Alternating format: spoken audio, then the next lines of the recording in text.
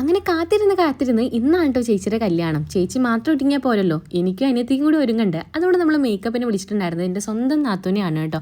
കൂടെ സഹായത്തിന് നാത്തൂൻ്റെ ഫ്രണ്ട് കൂടി വന്നിട്ടുണ്ടായിരുന്നു. എൻ്റെ മേക്കപ്പിൽ എപ്പോഴും ടാസ്ക് ആയിട്ട് തോന്നുന്ന രണ്ട് കാര്യം, ഒന്ന് കണ്ണിൽ ലെൻസ് വെക്കുന്നതാണ്. ഇപ്പോഴും കുറേ ടൈം എടുത്തിട്ട് വെക്കാറ്, പക്ഷേ ഇത്തവണ പെട്ടെന്ന് തന്നെ വെക്കാൻ പറ്റി. രണ്ടാമത്തെ കാര്യം, ഈ മുടി ഒന്ന് സ്ട്രെയിറ്റ് ചെയ്തെടുക്കുന്ന പരിപാടിയാണ്. ചുരുണ്ട മുടി ആയതുകൊണ്ട് സ്ട്രെയിറ്റ് ചെയ്തിട്ട് ക്രിമ്പ് ചെയ്യാൻ അത്യാവശ്യം ടൈം എടുക്കും കേട്ടോ. പിന്നെ അനിയത്തിനെ കംപ്ലീറ്റ് മേക്ക് ഓവർ ചെയ്യുന്നത് ശ്രുതിയാണ്, എൻ്റെ ഫുൾ ചെയ്യുന്നത് അമ്മുവാണ് കേട്ടോ. അതായത് എൻ്റെ സിസ്റ്റർ ഇൻ ലോ ആണ് ചെയ്യുന്നത്. 4 മണിക്ക് സ്റ്റാർട്ട് ചെയ്തിട്ടുള്ള ബ്രൈഡൽ മേക്കപ്പ് 7 മണിയാകുമ്പോഴത്തേക്കും കഴിഞ്ഞു കേട്ടോ. ഞാൻ നേരിട്ട് കണ്ട ബ്രൈഡിൽ ഏറ്റവും ഭംഗി എൻ്റെ ചേച്ചി തന്നെയാണ്. ആ ഒരു സാരിയും ജ്വല്ലറിയും സാരി ഡ്രിപ്പിംഗ് ഒക്കെ സൂപ്പർ ആയിരുന്നു.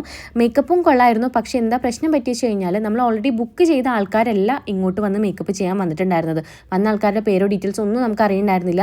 അതുകൊണ്ട് തന്നെ മേക്കപ്പ് എങ്ങനെയാവും നമുക്ക് നല്ലോണം ടെൻഷൻ ഉണ്ടായിരുന്നു. പക്ഷേ മേക്കപ്പ് ലുക്ക് കൊള്ളായിരുന്നു കേട്ടോ. മുഹൂർത്തം നേരത്തെ ആയതുകൊണ്ട് തന്നെ നമ്മുടെ സാരി ഡ്രിപ്പിങ്ങും ഫേസ് മേക്കപ്പും ഹെയർ സ്റ്റൈലൊക്കെ പെട്ടെന്ന് ചെയ്തിട്ട് നമ്മൾ ഇറങ്ങി ഓടി കേട്ടോ. കാറിൽ ഇരിക്കുമ്പോഴാണ് ഞാൻ എൻ്റെ ഫേസ് മേക്കപ്പും കാര്യങ്ങളൊക്കെ ശ്രദ്ധിക്കുന്നത്. എനിക്ക് ഭയങ്കരമായിട്ട് ഇഷ്ടപ്പെട്ടിട്ടുണ്ടായിരുന്നു. ഓൾറെഡി അവിടെ എത്തിയപ്പോഴാണെന്നുണ്ടെങ്കിൽ നമുക്ക് കൂടുതൽ ഫോട്ടോസോ വീഡിയോസോ ഒന്നും എടുക്കാൻ പറ്റില്ല. കാരണം ഓൾറെഡി ഗ്രൂമിൻ്റെ വീട്ടുകാരൊക്കെ അവിടെ വന്നിട്ടുണ്ടായിരുന്നു. 10 മിനിറ്റുള്ളിൽ താലികെട്ട് കഴിയണം. അങ്ങനെ അമ്മയും വല്യമ്മയും കുറേ താലൊക്കെ ആയിട്ട് ചെക്കൻ്റെ വീട്ടുകാരൊക്കെ ഇൻവൈറ്റ് ചെയ്യുന്ന കേട്ടോ നമ്മൾ ബാൽക്കണിയുടെ മുകളിൽ നിന്ന് കണ്ടത്. ഇനി പെണ്ണിൻ്റെ എൻട്രി ആണ്. നേരത്തെ പറഞ്ഞിരിക്കുന്ന സെയിം താലും പിന്നെ പെണ്ണിൻ്റെ കയ്യിലൊരു താലം ഉണ്ടാവും കേട്ടോ. നമ്മളെല്ലാവരും കൂടിയിട്ട് സ്റ്റേജിലോട്ട് നടന്നു പോവുകയാണ്. ഇനി സ്റ്റേജിലോട്ട് എത്തിയതിന് ശേഷം ഈ താലും കാര്യങ്ങളൊക്കെ സ്റ്റേജിൽ നമ്മൾ വെക്കും. ശേഷം ചെക്കൻ്റെ വീട്ടുകാരൊരു സൈഡിലും പെണ്ണിൻ്റെ വീട്ടുകാരും മറ്റൊരു സൈഡിലായിട്ട് നിൽക്കാൻ പോവുകയാണ് കേട്ടോ. ഇനി നമുക്ക് താലികെട്ടിൻ്റെ കാര്യങ്ങളൊക്കെയാണ് വരുന്നത്. കുറേ ആൾക്കാർ അങ്ങനെ കെട്ട് ഇങ്ങനെ കെട്ട് അങ്ങനെ ഇങ്ങനെ എന്നൊക്കെ പറഞ്ഞ് കൺഫ്യൂഷനായിട്ട് അവസാനം ആൾ കറക്റ്റ് തന്നെ കെട്ടി കേട്ടോ. ഇനി പൂമാല ഇടുന്ന ചടങ്ങാണ്. ആദ്യം പെണ്ണ് ചെക്കനും പിന്നെ ചെക്കൻ പെണ്ണിനും ഇട്ട് കൊടുക്കും. പിന്നെ നമുക്ക് എൻഗേജ്മെൻറ്റ് പരിപാടി ഒന്നും ഉണ്ടായിരുന്നില്ല കേട്ടോ. അതുകൊണ്ട് റിംഗ് എക്സ്ചേഞ്ചും ചെയ്തിട്ടുണ്ടായിരുന്നില്ല. അപ്പോൾ നമ്മൾ വെഡ്ഡിങ്ങിൻ്റെ അന്നാണ് കേട്ടോ റിംഗ് എക്സ്ചേഞ്ച് ചെയ്യുന്നത്.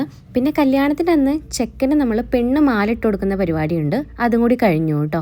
ഇനി ആണ് നമ്മുടെ സിന്ദൂരിടുന്ന ചടങ്ങും അതുപോലെ തന്നെ ബൊക്ക കൈമാറുന്ന ചടങ്ങും കൂടി വരുന്നത്. ഇനിയാണ് പെണ്ണിൻ്റെ അച്ഛൻ പെണ്ണിൻ്റെ കൈ പിടിച്ചിട്ട് ചെക്കൻ്റെ കയ്യിലേൽപ്പിക്കുന്നത്. അങ്ങനെ അവരെന്ത് ചെയ്യും, ഒരു 3 തവണ മണ്ഡപം ഒന്ന് ചുറ്റും. അതോടുകൂടിയിട്ട് നമ്മുടെ കല്യാണ ചടങ്ങൊക്കെ കഴിഞ്ഞു കേട്ടോ. ഇതിനിടയിൽ മധുരം കൊടുക്കുന്ന ചടങ്ങൊക്കെ വരുന്നുണ്ട്. അതൊന്നും ഞാൻ ക്യാപ്ചർ ചെയ്തിട്ടില്ല. പിന്നെ നമ്മൾ കുറച്ച് ഫോട്ടോസും വീഡിയോസും ഒക്കെ എടുത്തിട്ടുണ്ടായിരുന്നു. പിന്നെയാണ് ഞങ്ങളുടെ സിംഗിൾ ഫോട്ടോസും വീഡിയോസൊക്കെ എടുക്കുന്നത്. അപ്പോഴാണ് ഞാൻ എൻ്റെ ഫേസ് മേക്കപ്പും ഹെയറും സാരി ഡ്രിപ്പിങ്ങും ഒക്കെ വ്യക്തമായിട്ട് കാണുന്നത്.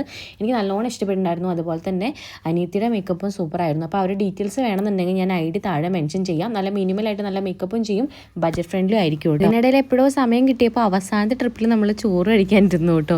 സ്വന്തം ചേച്ചിയുടെ കല്യാണത്തിന് എനിക്ക് സ്വന്തമായിട്ട് ഇല പോലും കിട്ടിയിട്ടില്ല. അനിയത്തിയുടെ ചോറിൽ കൈയിട്ട് വാരിയിട്ടാട്ടോ ഞാൻ ചോറ് കഴിച്ചിട്ടുണ്ടായിരുന്നത്. ചോറിനിട്ട് ഫുള്ളായില്ല. അപ്പോഴത്തേക്കും അവരിറങ്ങാമെന്ന് പറഞ്ഞിട്ട് നമ്മൾ വിളിച്ചിട്ടുണ്ടായിരുന്നു കേട്ടോ. ക്യാമറമാൻ പഠിച്ച പണി 18 നോക്കി കരിയോ എന്നുള്ളത്. പക്ഷെ ഒരാൾ പോലും കരഞ്ഞിട്ടില്ല കേട്ടോ. അപ്പോൾ റിസപ്ഷനിൽ കാണാമെന്ന് പറഞ്ഞിട്ട് ഞാൻ അവരെ വേഗം യാത്രയാക്കി.